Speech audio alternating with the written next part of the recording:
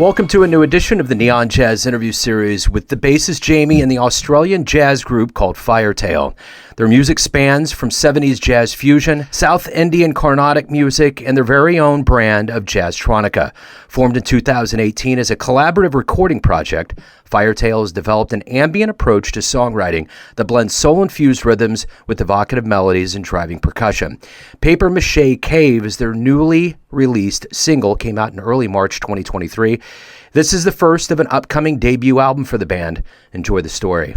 Well, hey, thank you for taking a minute out to talk about the project. No worries. We really appreciate the time to have a chat. Thank you. You bet. So let's talk about the brand new album and kind of in the context of we've been living through COVID. So before we get into that, where are you coming from exactly? We are based in Melbourne, Australia. Okay, cool. So the sun is just rising right now. Oh, wow. Normally the time I would be coming home from a gig, not sort of waking up.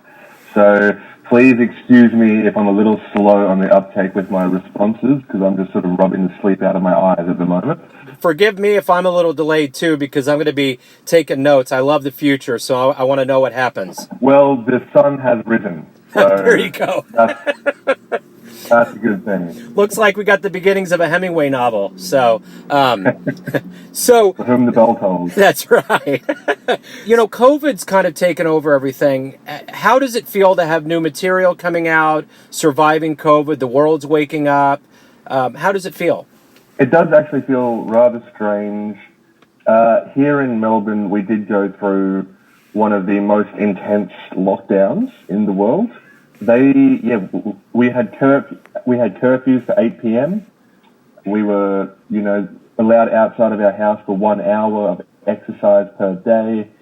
And so it was a very intense time, lots of confusion, lots of angry people, just like it was the world around. Personally, so I'm a hairdresser, that's my sort of side business, and a musician.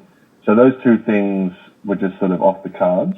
So the music that I was writing at that time, which is, it's probably about, over half of the material on our latest album. It's all sort of coming from that space and from those times. But, at the moment, things are like, Melbourne's opened back up. Things are good at the moment. We're all out. Everyone's happy to be out doing gigs.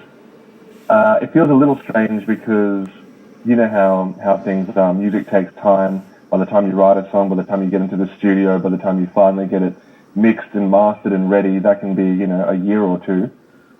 So it's mixed, it's mastered, and it's ready. But and the world moves so fast at the moment, you know what I mean? 1 or 2 years these days, a lot happens. It's kind of nice, I feel, to finally have these songs coming out, finally release that energy that we were feeling at the time. And I think we're ready to move on to the next thing now.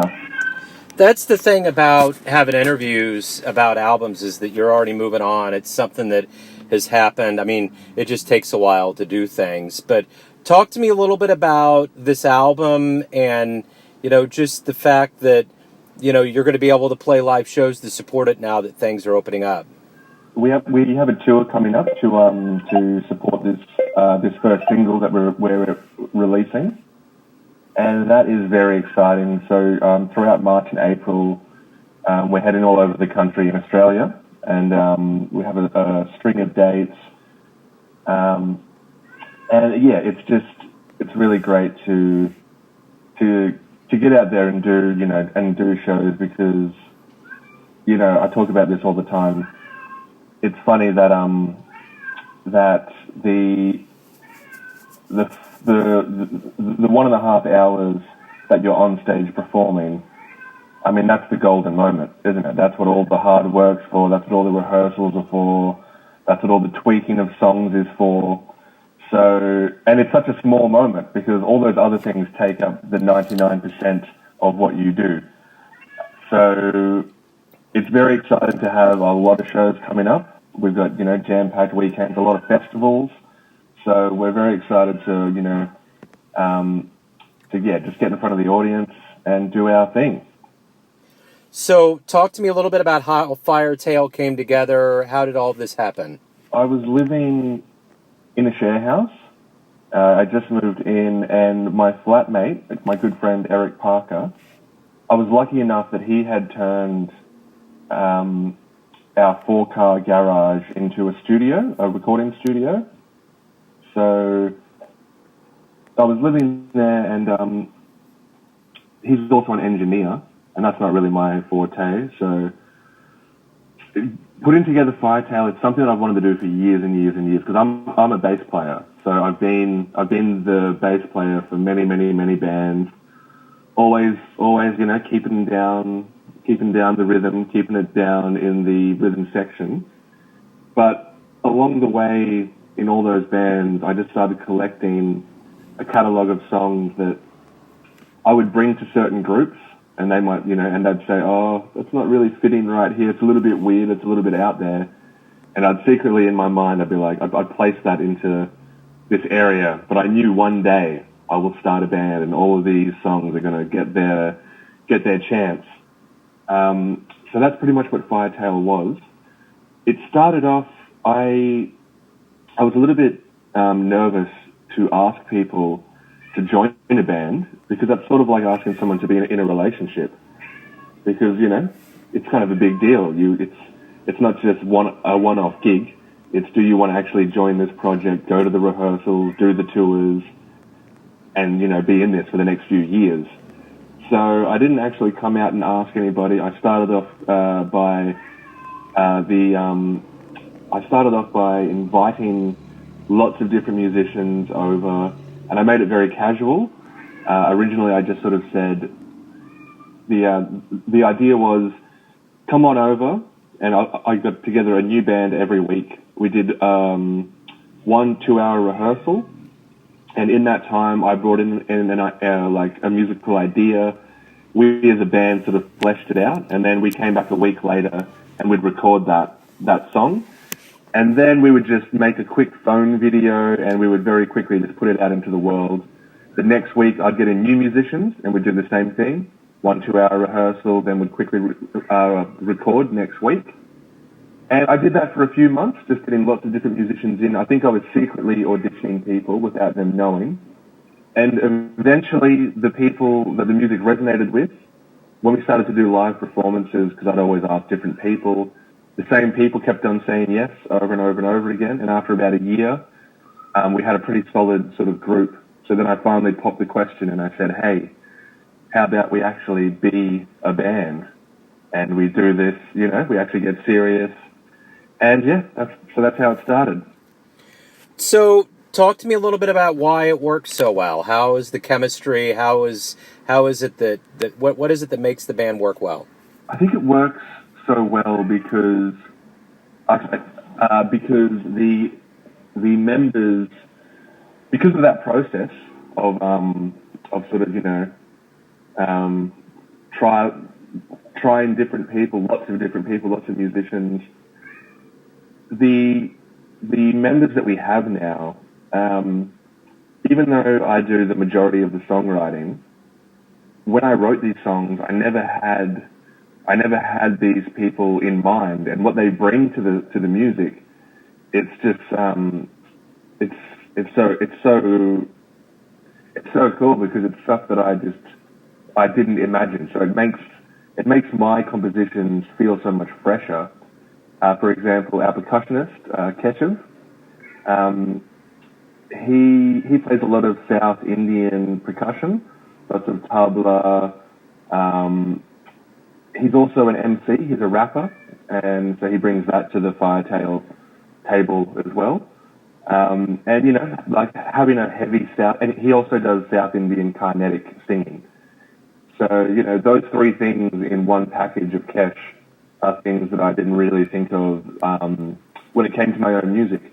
But when I listen to what he does with the music, it just comes together so well. And every single person in all of their roles, they do the exact same thing. They all bring their own unique sound and voice. And I see my role as sort of the band leader rather than to write for them, I just give them very vague ideas and suggestions, and I let them have pretty much free reign. If they're feeling something, and if they're in the zone, I just step out of the way and I just say, go for it.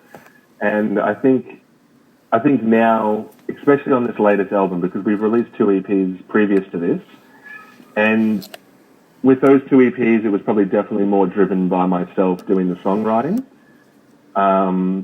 Whereas with this album, we've opened up a lot to everyone in the band, bringing in compositions.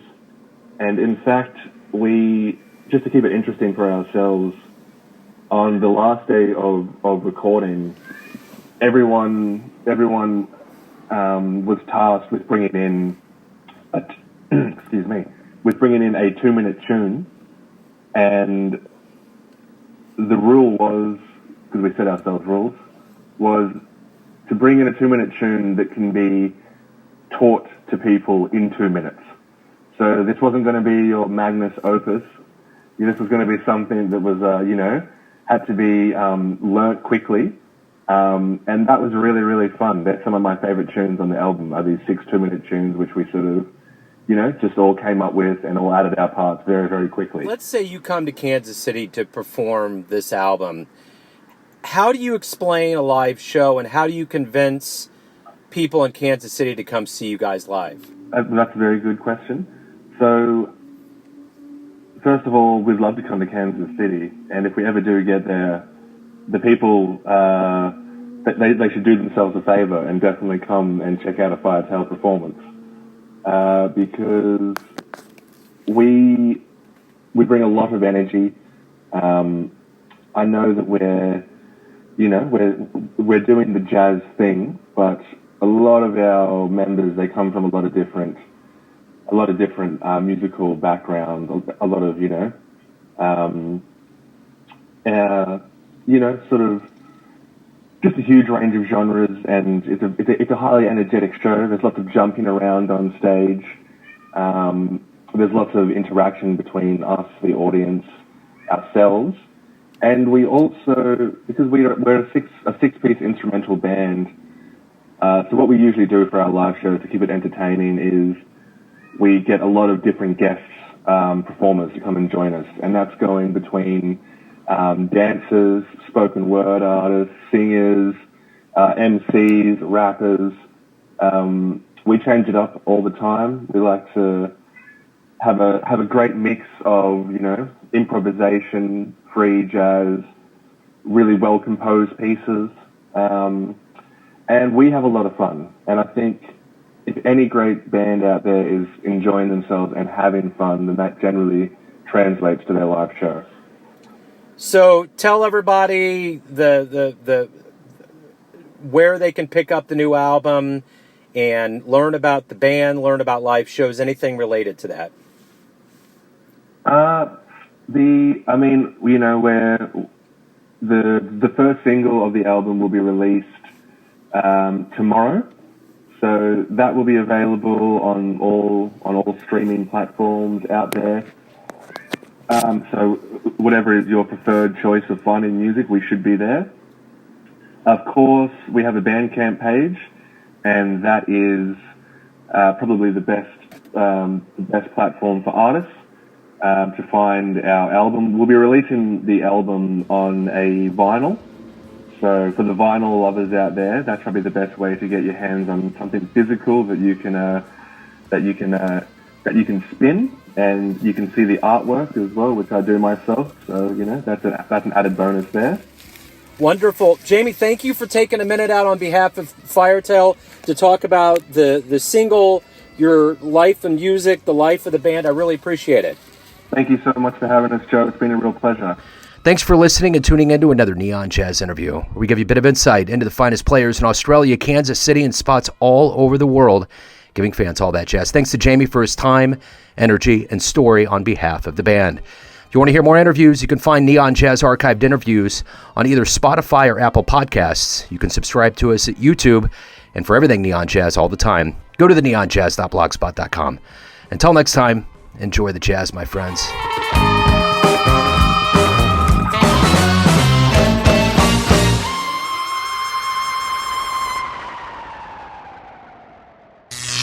Neon Jazz.